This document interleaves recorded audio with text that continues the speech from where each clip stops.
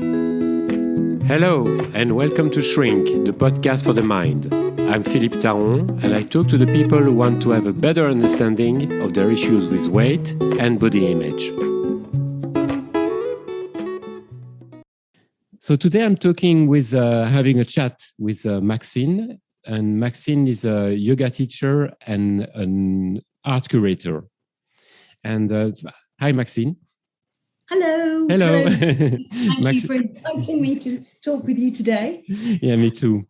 In fact, I'm a bit intrigued by what you do as an art curator. I don't know much about that, to be honest, what it really means being an art curator. Well, I think it can mean many things. It can mean different things to different people. Uh-huh. But essentially, to curate is to shape. I think of the word curare is to create something, to build something, for something to grow, to nurture something and to give it shape. So, and art and art in the visual art sense is to give shape, for example, to be in conversation with artists as I am, and to see what it is they wish to say, and to be able to provide a shape and form to their voice. So that's really what the joy of that practice is, working with creativity. Yeah, no, I can imagine. Giving it shape and direction. And do you see there is massive overlap? Yeah. No, I can imagine. And do you see any connection between? Is there any connection? I guess there is. Well, the connection is you, but between being a yoga teacher and art curator. I would say, interestingly, I've been, I was drawn to yoga about, it's been, good 20 years now. Okay. And I came to it from my curating world and from my actually making arts documentaries as well. That whole conversation around creativity and expression, expressing art and what there is to say. I came to it from, so your question was, what is the overlap there? I would say if there is any, yeah. I would say fast forward 20 years, I would say that I came to it from a curating background. I came to yoga. I was actually from suffering from illness. Actually, I came to it. And, that's how I actually arrived practicing myself. So and I find it 20 years fast forward. I find it the most creative practice I've ever done. It feels that I am curating. Yeah, I like that idea. Yeah. When I'm teaching, I do. I actually love the expression curating possibility. And that's kind of how I transpose curating art onto creating possibility. And in fact, art is possibility to create possibility and opportunity and see life afresh is something that we can get to curate. Mm-hmm. And the overlap there with yoga is huge. So from a curating perspective, a creative perspective, having a body, a person in all its in all our glory as a body, and interpreting that in the yoga sense of the body, which is multifaceted and multi-layered. So the layers of the body being the physical, muscular, skeletal layer, the layer of the body that's involved with our thoughts, our thinking layer, mind, all part of our physical makeup, and the layer of our body that is our energy. Mm-hmm. And connecting that, the part of our body that how we experience ourselves is through this body, is the layer of intuition, instinct, that mm-hmm. we use quite often, quite subconsciously. It's kind of under the radar. We need to trust we need to trust ourselves, though, to trust our intuitions. I guess. Yeah. I'm kind of moving into the sphere of art and yoga, but the element that overlap there with art and yoga is that one thing I love about artists is that they have made a declaration, you could say. There is a conscious choice to create. Mm-hmm. We are all creating all the time, making, creating. It's how we see ourselves and how we view that action that gives it that quality and that experience.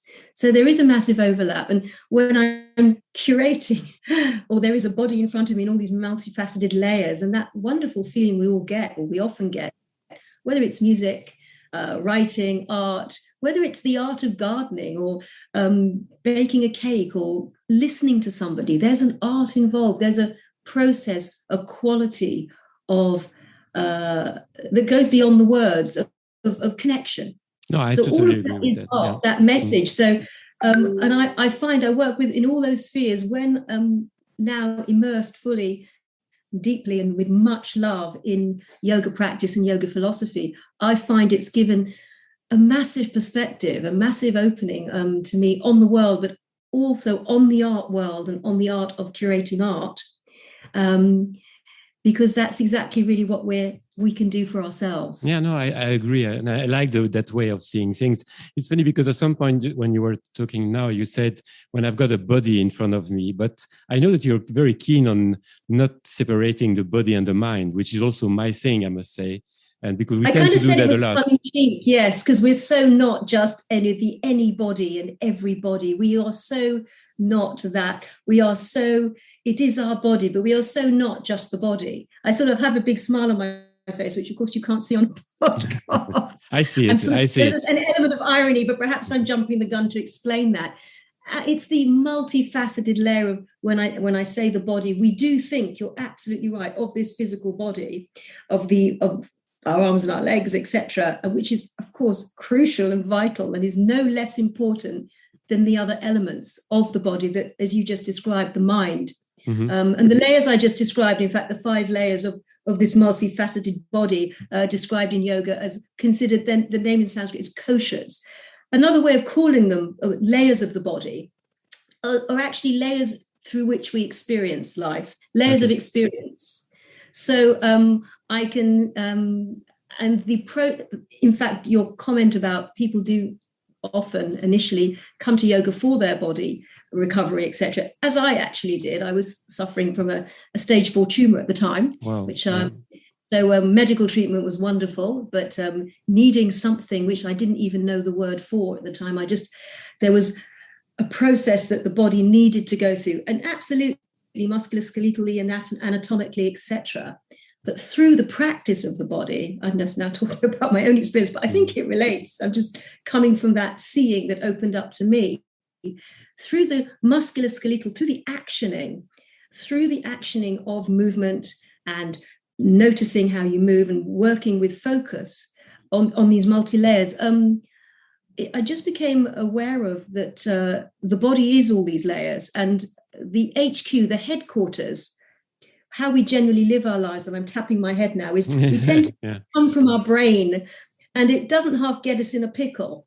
Particularly, I was going to say particularly now, but in general, there's a lot of stress around, there's a lot of overload up there, and we couldn't do without our HQ, our headquarters. But there's also an element, that there's so much thinking going on there that we do sometimes live up in our heads and not experience the world through a multifaceted layer. Because I agree, dominant and so valuable.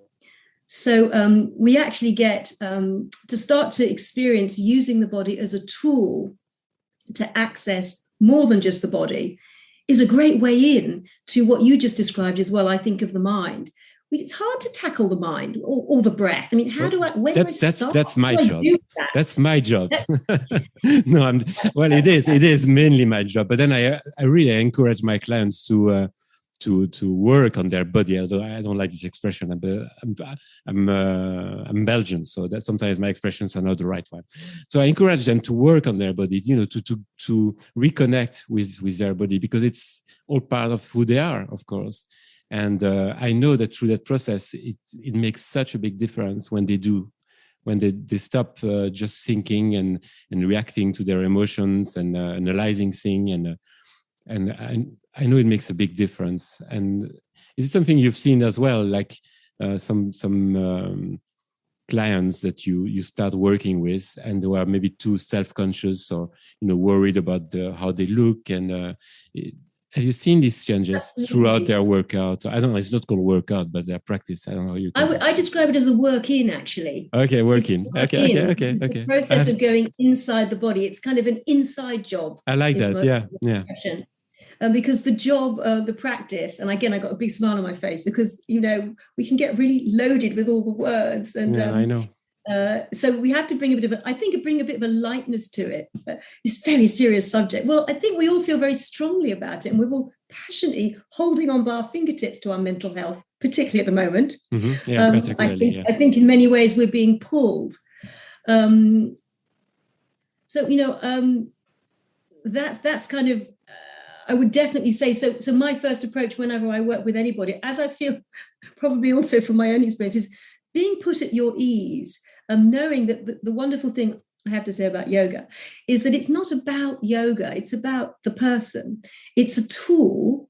It's a super useful tool that focuses on the individual. Mm-hmm. So it's we tend to, maybe we think of yoga, we think, I had somebody yesterday, a new person yesterday, I'm not flexible and I can't, and I don't do exercise, and there is a lot that we carries in the word.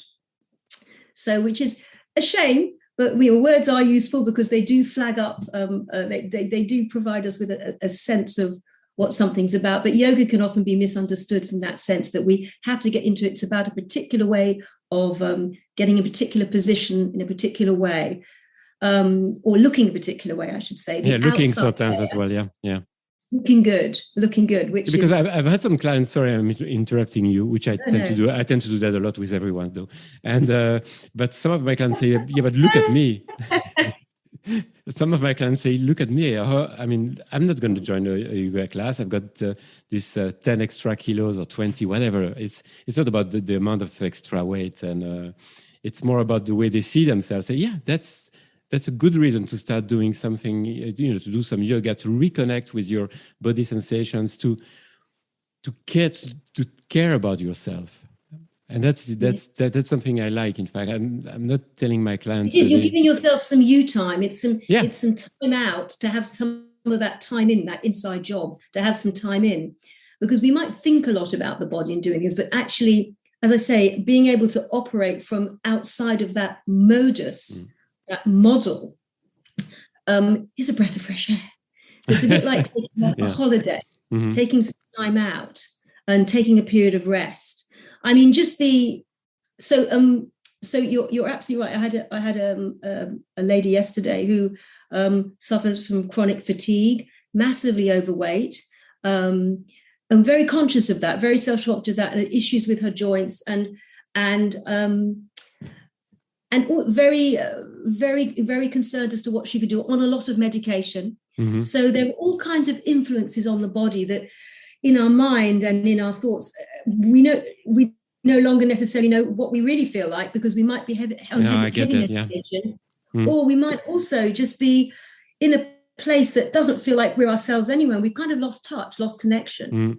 In fact, that is a big symptom of stress and illness. I mean, the external factors are reflections, or anything we suffer is a reflection of an imbalance, generally, of whatever shape or form. I mean, and the body has coping strategies. So, and the mind goes into overdrive to cope, which is human nature. And guess what? We get more stressed. And feeling disconnected from your body is a symptom of that imbalance and of that stress, and feeling disconnected from knowing what to do about it. Well, how can I get out of this stuckness, perhaps? Mm-hmm.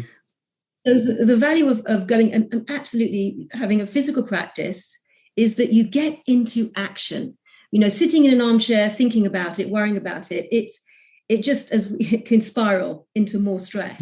Yeah. So getting into action, and then getting into action and moving in a particular way that we start to feel different, just takes us out of our usual modus operandi. And breathing as well, I guess, because you reconnect to your breathing. I guess it's very important. I've never done any yoga, so I'm not. I don't know much about it, except what I hear from my clients, and they're also excited or very enthusiastic anyway about it. But I think breathing is a big thing as well in the yoga practice. Absolutely key. The body kind of gives us that access point in, and the breath is inside, and the breath is our source of energy. We are solar beings. We're designed to be awake during the day and asleep at night. We're designed that way, but we often notice how we suffer when we burn the candle at both ends and for a consistent period of time. And the breath is the barometer, is the way in which we can really measure how we feel. It's our life. It's how alive we feel. So often we're in survival mode. So yes, we're breathing. It's an autonomic body function, which means why do I have to go and learn how to breathe? I breathe anyway. Mm-hmm. So why am I having to breathe? This is boring. This is that. So I think I was probably somewhere there myself originally as well. Didn't quite get it. Can't we just get actioning? So actioning into the breath takes a little bit of patience, a little bit of time. So actioning into the breath via the portal of the body, when we're moving in a certain way, the breath starts flowing. We start to be able to feel it a bit more. Mm-hmm. It's almost like it becomes technicolor. Oh, I really get to feel that. So moving the body gives us an access point to the breath. And your question was, why the breath? Because when we start to notice the breath, we start to notice our breathing. We start to notice ourselves. It's almost like by dint of being aware of something that we take for granted, mm-hmm. Yeah, we seem to see it afresh. It has an effect on the quality of the breath itself. Before we've even tried to work out how we're breathing, what we're breathing, just watching the breath. And if everyone just takes a moment right now, just to close their eyes, feel themselves just sitting, maybe you're cooking, maybe whatever you're doing, but whatever you're doing, keep your eyes open if you need to, just notice your breath.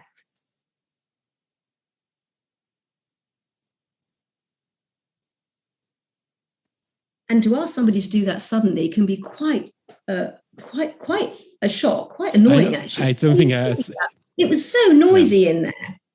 No, I know. You can really hear that. It's a way also for some. I do it sometimes with some of my clients. They don't breathe properly, and it's a way for them to control their emotions, to think they have some kind of a control on their emotions. And sometimes when I notice it, and I tell them, "Are you breathing? Are you happy with the way you're breathing now? Because it feels like you're not breathing properly." And usually that's when something will happen, that they would start crying eventually. Yes. Yeah, because it's like a release. It's like they block their emotions by not breathing properly. Well, maybe by not, or breathing starts to, without us inadvertently noticing, because it's automatic. It's an autonomic system. We have no idea how often we stop breathing. Our breathing is short. What our breathing rhythm naturally is. Well, it's normal. I'm breathing. What's there to get? Mm-hmm. The breathing we have develops a particular pattern. By dint of, we're affected by our brainwaves, by our activity of the mind. And by regulating the breath, by watching the breath, it instantly has an impact on the rhythm of the speed of our thoughts, and also on the quality of those thoughts, on the nature of what we're actually thinking about. So there's a multi-leveled approach to watching the breath. I always start with the anatomy, because just by breathing in more oxygen, you're getting more blood into your system, more oxygen into your blood. And your immune system, and particularly your central nervous system, your parasympathetic nervous system, the immunity, the endocrine system, all the systems that govern the functioning of our mind. We have the hippocampus, the amygdala, the vagal nerve. There are some key areas in the brain that are triggered by lack of oxygen, by lack of nourishment. And that can trigger a whole series of chain reactions, because the body is so incredibly designed to set up to keep us safe. And that brainstem function, located at the back of the head, that fight, flight, and freeze function, is there to really. Sorry, how did you call it? Sorry, that fight, flight, and freeze function. Okay, I never heard that. It's that instant reaction. That reaction happens before we have time to think about things. Sometimes stuff comes out of our mouth before we've had time to think. We're reacting. We're reacting, keeping ourselves safe. And often we might go into a conversation and go, I'm going to take 2 breaths when I speak to this person. I'm going to just take a moment to see what comes out of my mouth before it passes through the frontal section of my brain, my frontal lobes, my capacity to take a step back, to be able to really see what I want to say, who I want to be in this conversation, whatever it may be. So the action is also a mental action, an action of approach. Yeah. The word in Sanskrit for that is abhyasa. It's a great word. It means conscious action, direction, focus. So whenever we're doing our movement in yoga, and we may be shaking or standing, whatever we might be doing to release stress, we're going to be aware of how we do that, and keeping in alignment with, does it feel comfortable? What you said earlier about the breath is true. It's about being relaxed. So the aim is, we can only really be feel completely ourselves and kind of break that cycle of stress and mental anguish by bringing us to a state of ease, steadiness. And with that ease and steadiness, can we have focus? Because if the waters are super stormy and it never calms down, we can never see the bottom of that lake. Mm-hmm. I like that image. I really like that. The idea of seeing the bottom of the lake. Yeah. Most of the time we're tossing in the waves. Mm-hmm. So to be able to step above the waves, have a higher perspective and look down at the stormy seas and go, just look down and be high above and just take a perspective. To be able to separate from the noise, to be able to separate that, the breath is a wonderful tool to do that. Mm-hmm. Yeah, no, I'm sure. I'm convinced about that. We access it a lot. Yeah. Do you feel like so when you start working with a man or with a woman, is the approach different? Do they tend to be more self-conscious or more feel more insecure? I know that with my male clients, trying to have them starting yoga is more difficult than with my female clients. I don't know why. I've got no idea. It's like there is this idea that it's more for women than for men. I think it's completely wrong, in fact. Interesting. That's an interesting point. I think perhaps when I have people with me, I never view them that way. Every individual is different, and that individual's relationship to the practice or to being taught by a particular person is going to be different. They may have preconceived ideas about what the teacher might be like, or whether they're a male or a female, or whether they're a certain age or have a certain body type or a certain way of speaking. It comes in all directions. So, but from the perspective of the participant, I think maybe there's an element of that when people maybe go to a group class, or there is the idea that you have to be fit and flexible. And perhaps I'm making this up because I'm not sure. Perhaps some men may feel that's not where their strengths lie, and they don't really want to maybe be exposed to that. I'm just making that up. Or there might be ideas that yoga is very gentle and they're not going to get the workout they need. It's none of those things. No, I know it. Yeah, you're right. Any of those things, but it's not really a question that resonates with me.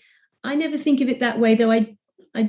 I think there are plenty of men who do yoga. Plenty. No, there are, but I've seen that it's more difficult for men to get excited about joining a yoga class than for women. I mean, I'm just talking about my clients, and so it's not about the men in general. But I that's a feeling that I have. It's more, they see it more as like you said, as a woman kind of physical activity than a man kind of physical activity. And, certainly the number of private clients, I have an equal number of men to women. Do you? Okay, that's great. In classes, there are more women. So I would say that. I have an equal number of men to women, I see that. So, I mean, my approach is with whoever I'm working with is to see where their listening lies and what will work for them. In the so yoga can show up as a series of movements. It can be movement, it can be still positions, breathing. That's how we see what yoga is. But what lies behind it is it's a philosophy or a practice for living. It's really all about one thing, which is living your best life and mastering your potential. And for that, the mind needs to be steady. The fluctuations of the mind need to be steadied down. This is what most cultures have realized through any meditation practices for centuries, that in order to be our best selves, the mind needs to be settled. So actually, interesting that you do work with the mind. Yoga is for that, is to get the HQ, to allow the software, I call it, to be upgraded. You can almost see when the device is just the software, you just have to upgrade some point. It's just not serving you well. So what are the tools? And it's really precision engineering with yoga via the instrument of the body in that multifaceted layers of the 5 koshas, pancha kosha, including mind. So a lot of that practice of abhyasa is focusing your attitude and your approach to how you practice, keeping all the movements in balance and steady, and then starting to move out of that fight, flight, and freeze mode of judgment and opinion, which is natural, and moving into the capacity of using the section of the brain in the front, which is that capacity to discover, to open up to, and to create. Mm-hmm. So you're using actually the movements as a way of exploring yourself. Yeah, it sounds great. Yeah.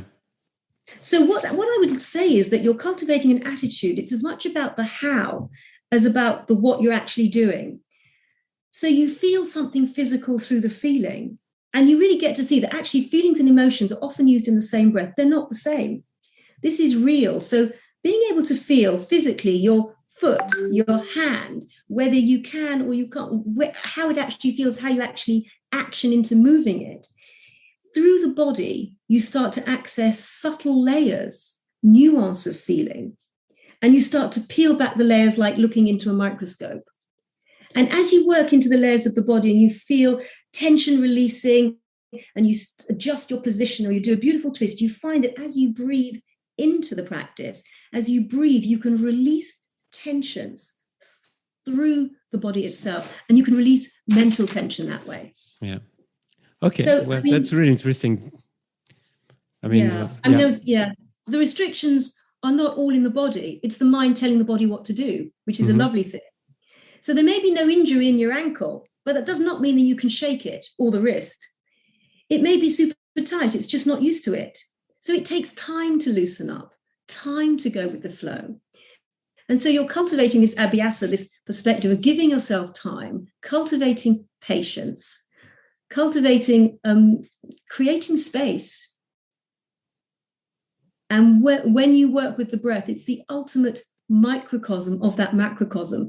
The breath is, when you watch the rhythm of the breath itself, there's the inhale, there's a pause, there's a space, there's an exhale, and there's a pause. Mm-hmm. And so often we don't have those pauses in life itself. We're always rushing on to the next thing. So watching the breath, and you watch the breath as you move, you watch the breath change, the breath open up of its own volition. So we're not forcing the body, we're actually training ourselves to go with whatever we find and to go with what arises, which is jolly difficult because we're already on the next step. We want to get this right. I want to fix this. I want to get, I can't got time for this, blah, blah. Well, the same goes with therapists. When my clients come and see me, they say, okay, how long is it going to take? And I tell them, well, maybe it's going to take a month. Maybe it's going to take 3 years. I have no idea. I don't know. And we live in a world where we want results, and we want to know, how long it will take to get to these results. And sometimes we can't tell, we can't say how long it's going to take and where we're going to get, in fact. And I guess it's the same with yoga. So some people come with some things or specific goals they want to achieve, and you cannot promise them that it will get there. You can't promise anything. I think everyone's on their own trajectory. But what I always try to do with especially with new people is always for them to see sort of the proof of the pudding is, how do you feel afterwards? Mm-hmm. Because that is real. That is real. It's like we can keep it on a very clear, practical level. It's a practice. Mm-hmm. We can talk about it, but the action of doing starts to train the body into a certain way of behavior. That is a way of releasing those old behaviors, undoing those patterns, is by replacing with changing the record.